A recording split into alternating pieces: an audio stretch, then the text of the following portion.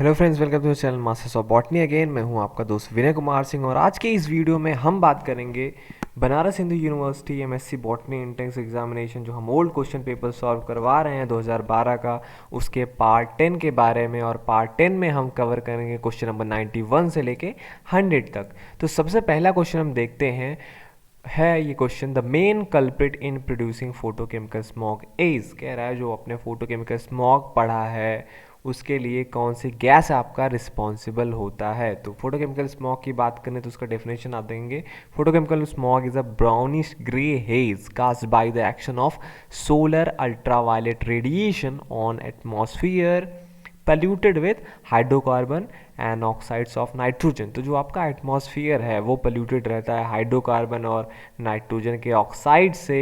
इन्हीं गैसों पर अल्ट्रावायलेट रेडिएशन पड़ता है और लास्टली आपको फोटोकेमिकल स्मॉग देखने को मिलता है। और जो इसके लिए इनिशिएशन इसका करता है फोटोकेमिकल स्मॉग का, वो नाइट्रोजन के ऑक्साइड्स होते हैं। नाइट्रोजन के ऑक्साइड्स ये मतलब आप पहले तो आपको टॉपिक बता देता हूँ। आप इकोलॉजी में जब एयर पोल्यूशन पढ़ते हैं उसमें आता है आपका ये टॉपिक फोटोकेमिकल स्मॉग। और रिएक्शंस आप देखेंगे अगर तो ये है सारा रिएक्शन जो मैं आपको बोल रहा हूँ, जैसे नाइट्रोजन का ये ऑक्साइड है, इस पे जब अल्ट्रावायलेट जो रेडिएशन है, अल्ट्रावायलेट रेडिएशन मतलब यूवी रेडिएशन, उसके तीन पार्ट हैं जिनका वेवलेंथ अलग अलग होता है। यूवी ए होता है, यूवी बी होता है, यूवी सी होता है। यूवी ए रेडिएशन हमारे अर्थ पे आता है, बी और सी को जो है, जो हमारा ओजोन लेयर है वो वापस कर देता है। तो यहाँ पे जो नाइट्रोजन के ऑक्साइड हैं ये जो यूवी ए की वजह से ये कन्वर्ट हो जाते हैं, मतलब हमारे एटमॉस्फेयर में ही ये कन्वर्ट हो जाते हैं नाइट्रिक ऑक्साइड में। ठीक है, नाइट्रिक ऑक्साइड ये, अब ये नाइट्रिक ऑक्साइड आपका जो है ये ऑक्सीजन से क्या करता है, मतलब जब देखो नाइट्रोजन ऑक्साइड था, इस पे यूवीए ने एक्ट किया और इसको तोड़ दिया किसमें, नाइट्रिक ऑक्साइड और एक ऑक्सीजन में। ऑक्सीजन ये एक्चुअली ओ है केवल। अब ये जो अकेला ओ है, ध्यान दीजिए ये O2 नहीं है, ये ओ है केवल। अब ये ओ जो बचता है ये हमारे एटमॉस्फेयर का जो ऑक्सीजन है उससे रिएक्ट करके ओजोन बना लेता है। ठीक है, तो ओजोन क्या है, अब आप इसे कह सकते हैं, आपने प्राइमरी या सेकेंडरी पोल्यूटेंट पढ़ा होगा। तो ओजोन जो है हमारे एटमॉस्फेयर में एक सेकेंडरी पोल्यूटेंट है, मतलब ये एक प्राइमरी नहीं है, ये सेकेंडरी पोल्यूटेंट है, एक रिएक्शन के बाद बनता है। तो ये ओजोन बना। अब ये ओजोन जो है आपका, ये बाकी जो आपके नाइट्रिक ऑक्साइड हैं उससे रिएक्ट करता है और रिएक्ट करके फिर नाइट्रोजन ऑक्साइड, और ये फिर O2 बनाता है। ठीक, अब यही जो आपका फिर हाइड्रोकार्बन्स हो गए, ये आपका हो गया नाइट्रिक ऑक्साइड हो गया, फिर ऑक्सीजन मिल के फिर ये क्या बनाता है, नाइट्रोजन ऑक्साइड और पान बनाता है। ठीक, पान का फुल फॉर्म शायद क्या था पान का फुल फॉर्म, पान का फुल फॉर्म नहीं मिल रहा है, मुझे याद नहीं है। गुस्सा ये भी एक सेकेंडरी पोल्यूटेंट है। तो ये सारे पैन, ओजोन, ये सारे करके क्या करते हैं, यही आपका फोटोकेमिकल स्मॉग बनाते हैं। और ये इनिशिएशन कोई भी पूछे आपसे तो आप बोलेंगे नाइट्रोजन के ऑक्साइड से। तो यही NO2 इसका जो है करेक्ट ऑप्शन है। ठीक है, अब बात करते हैं हम क्वेश्चन नंबर 92 का। क्वेश्चन नंबर 92 दिया है, synthesis of histone proteins during cell cycle takes place in. पूछ रहा है किस फेज में होता है। आपने सेल साइकिल पढ़ा होगा, सेल साइकिल में कई सारे फेजेस होते हैं। फेजेस में जैसे G1 फेज है, S फेज है, Z2 फेज है, और फिर माइटोसिस में बहुत सारे जैसे सब स्टेजेस हैं उसके। तो ये जो आपका सिंथेसिस होता है हिस्टोन प्रोटीन का, ये DNA रेप्लिकेशन के टाइम पे ही होता है। ठीक है, डीएनए रेप्लिकेशन जो है वो आपका होता है एस फेज़ में, और एस फेज़ में ही आपका होता है आपके हिस्टोन प्रोटीन्स का सिंथेसिस। ठीक है, अब हम चलते हैं क्वेश्चन नंबर 93 पे। The evolution of any species can be considered as sum total of the specific adaptive changes produced by. कह रहा है जो इवोल्यूशन होता है किसी भी स्पीसीज में, ठीक है, वो कह रहा है कि सम टोटल होता है उसके एडाप्टिव चेंज का। ठीक है, तो इवोल्यूशन होता है किसी स्पीसीज का, वो उस स्पीसीज में जो एडाप्टिव चेंजेस आते हैं, होते हैं, ठीक है, वो किससे प्रिजर्व किए जाते हैं, नेचुरल सिलेक्शन से या आइसोलेशन से या कंजर्वेशन से या आर्टिफिशियल सिलेक्शन से। तो इसमें आप कंफ्यूज हो सकते हैं नेचुरल सिलेक्शन में और आइसोलेशन में। तो ध्यान दीजिए, जो इवोल्यूशन होता है तो जो स्पीसीज रहता है उसमें धीरे धीरे वो जहाँ पे रहता है वो उसमें एडाप्टिव चेंजेस तो आते ही हैं, और ये जो एडाप्टिव चेंजेस हैं ये प्रिजर्व होते हैं आपके आइसोलेशन से, क्योंकि वो स्पीसीज में एडाप्टिव चेंजेस आते हैं और वो आइसोलेटेड रहता है बहुत टाइम तक। तो इससे स्पीसीज का एवोल्यूशन होता है, इससे से ही आपका स्पेशिएशन होता है। ठीक है, और तो याद आ गया मुझे, पान का जो फुल फॉर्म है वो परॉक्सी एसिटिल नाइट्रेट है, वो आप याद रखिएगा। चलते हैं हम क्वेश्चन नंबर 94 पे। In a dihybrid cross with complementary genes the F2 ratio will be. कह रहा है अगर हम डाई हाइब्रिड क्रॉस करा रहे हैं और जीन्स कैसे हैं, कॉम्प्लीमेंट्री जीन्स हैं, तो F2 में जो F2 जनरेशन है उसमें रेशियो क्या होगा, 9:7, 9:3:4, 12:3:1 और 9:3:3:1 का।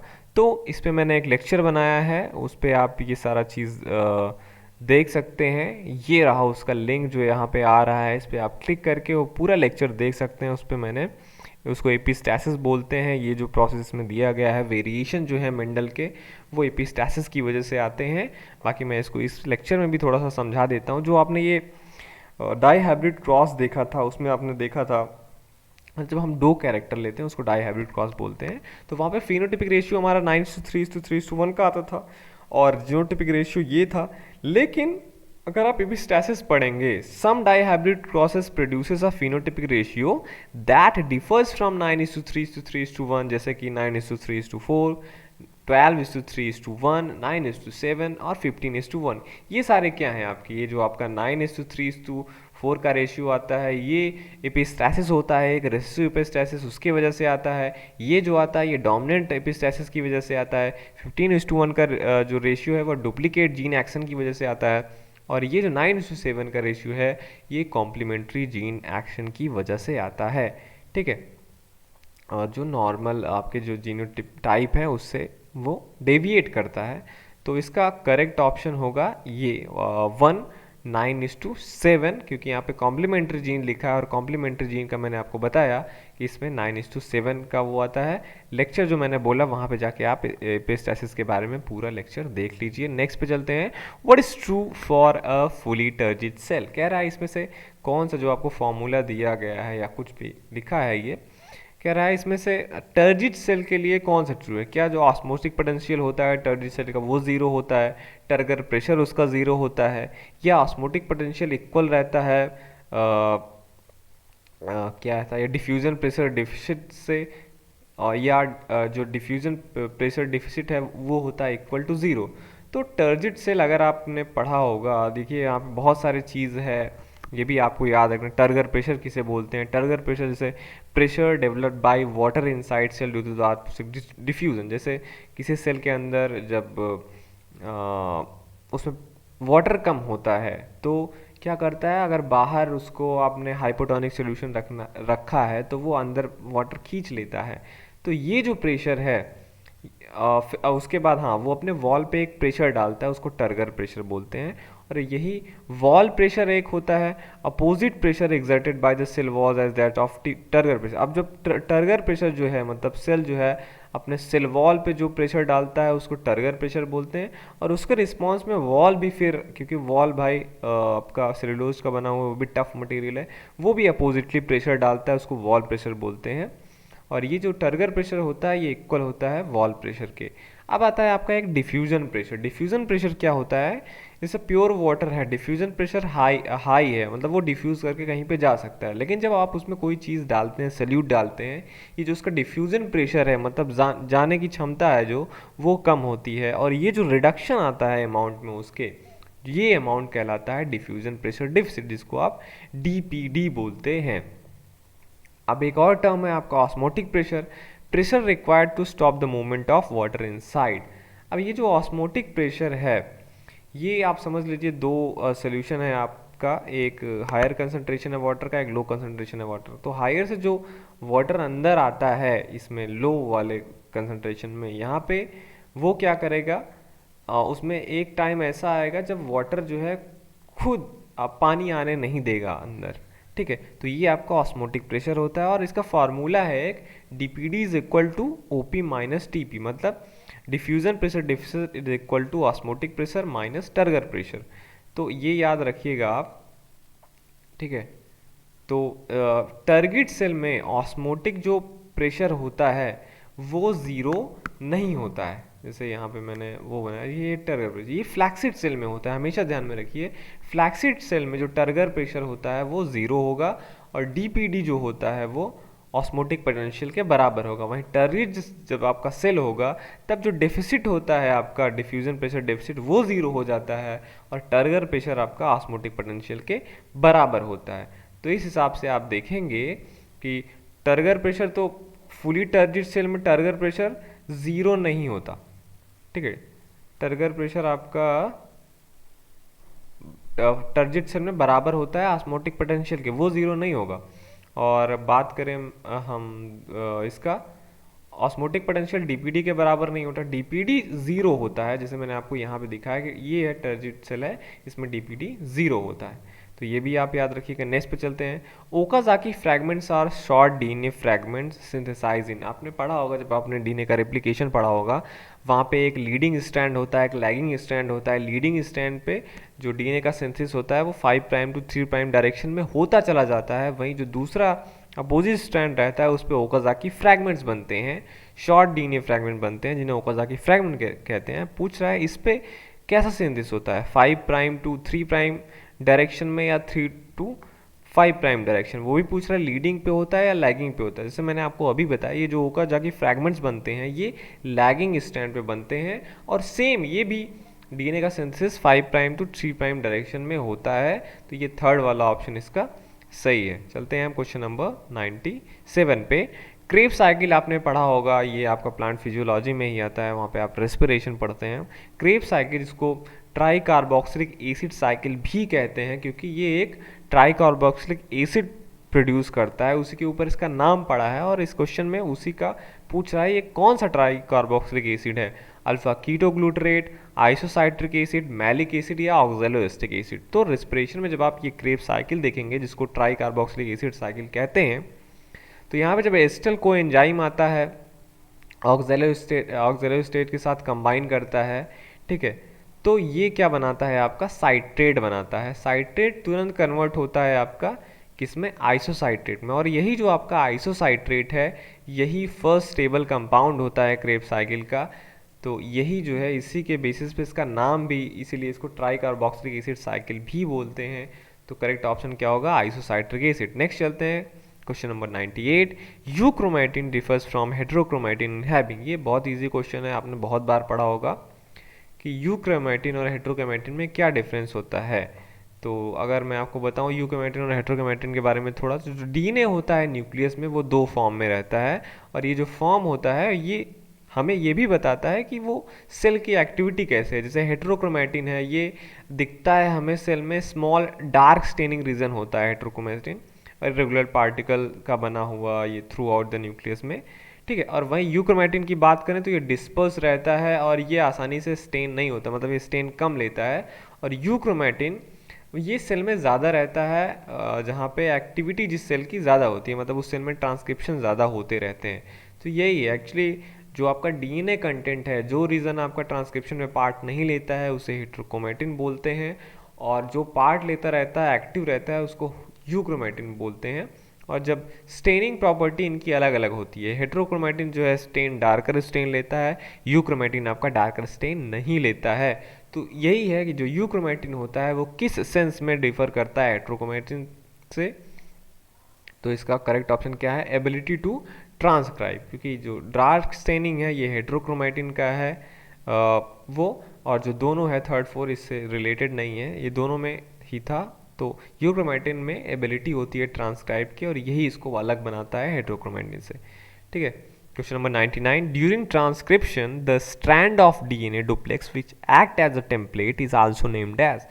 कह रहा है जो आप ट्रांसक्रिप्शन पढ़ते हैं तो जो स्ट्रैंड डीएनए डुप्लेक्स होता है, आपको पता है डीएनए डबल स्ट्रैंडेड होता है, तो ट्रांसक्रिप्शन में एक जैसे जब वो हेलिक्स अलग होते हैं तो एक जो डीएनए स्ट्रैंड रहते हैं उसी के अपोजिट एक मैसेंजर आरएनए उस पर बनाया जाता है, आपको पता है, ठीक है। तो मतलब उसी का कॉपी करके, तो वो कह रहा है कि जो उसको टेम्पलेट बोलते हैं, उस टेम्पलेट को और क्या हम बोलते हैं, सेंस स्ट्रैंड बोलते हैं, कोडिंग स्ट्रैंड बोलते हैं, एंटी सेंस स्ट्रैंड बोलते हैं, या पॉजिटिव स्ट्रैंड बोलते हैं।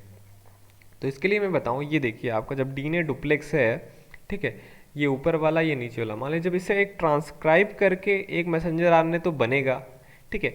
अब ये जो मैसेंजर आरएनए बना, जैसे ये टेम्पलेट हुआ, तो ये टेम्पलेट को रख के, जैसे दोनों स्ट्रैंड अलग होंगे, मान लीजिए अगर ये टेम्पलेट हुआ तो जो मैसेंजर आरएनए बनेगा वो इसका कॉपी रहेगा और मैसेंजर आरएनए में यही सारे एग्जैक्ट सीक्वेंस रहेंगे। तो जिसे हम टेम्पलेट बोल रहे हैं उसको हम क्या बोलेंगे, एंटी सेंस स्ट्रैंड बोलेंगे, ठीक है, एंटी सेंस। और ये जो टेम्पलेट नहीं है, नॉन टेम्पलेट वाला, ये सेंस स्टैंड है, मतलब जो मैसेंजर आरएनए बनेगा वो इसी का पूरा कॉपी रहेगा, ठीक है। तो क्वेश्चन नंबर 100 पे चलते हैं। 2 types of flagella are present in which fungal phylum. अब यहाँ पे फंगल फाइलम दिया, ऊमाइकोटा, बैसिडियोमाइकोटा, एस्कोमाइकोटा, मिक्सोमाइकोटा। ये पूछ रहा है कि किसमें फ्लैजिला होता है 2 टाइप का। तो अगर आपको याद होगा, मैंने आपको फंगस के बारे में पूरा क्लासिफिकेशन पढ़ाया था। ये मिक्सोमाइकोटा है, फिर डिवीजन यूमाइकोटा है, यूमाइकोटा में 5 सब डिवीजन है, मैस्टिगोमाइकोटिना, जाइगोमाइकोटिना, एस्कोमाइकोटिना, बैसिडियोमाइकोटिना और ड्यूटेरोमाइकोटिना, ठीक है। ये सारी चीज़ें थी। वहाँ पे मैंने आपको बताया था कि जब यूमाइकोटा का, जब मैंने आपको की बताया था, तो वहाँ पे जो पहला की है वो डिफ्रेंशिएट जो बनाता है मैस्टिगोमाइकोटिना का, कि वहाँ पे मोटाइल सेल्स होते हैं, जू स्पोर्स वहाँ पे प्रेजेंट होते हैं, ठीक है, और बाकी में मोटाइल सेल्स एब्सेंट होते हैं। और मैस्टिगोमाइकोटिना में ही आपका आता है, ये देखिए, ऊमाइसीड्स। क्लासिफिकेशन अलग अलग है, जैसे यहाँ पे ऊमाइसीड्स दिया है, वहाँ पे ऊमाइकोटा, दोनों सेम चीज़ है, ठीक है।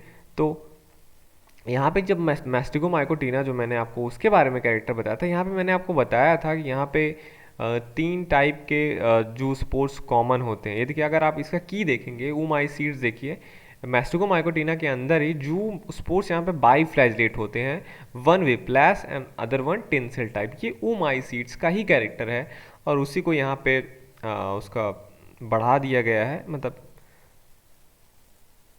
ऊमाइकोटा कर दिया गया है। तो उसी का कैरेक्टर ये है कि ऊमाइकोटा, या कोई बोले आपसे ऊमाइसीस, तो इसमें 2 टाइप के फ्लैजिला पाया जाता है, ठीक है। तो होप कि आपको सारी चीज़ें समझ में आए होंगी। आप ये वीडियो देख रहे थे आपके चैनल मास्टर्स ऑफ बॉटनी पे। इस वीडियो का डिस्क्रिप्शन में भी बहुत सारे वीडियोस के लिंक हैं, आप देख सकते हैं। चलता हूँ मैं, मिलूँगा आपसे नेक्स्ट वीडियो में और भी क्वेश्चन के सोल्यूशन के साथ। Thank you for watching this video.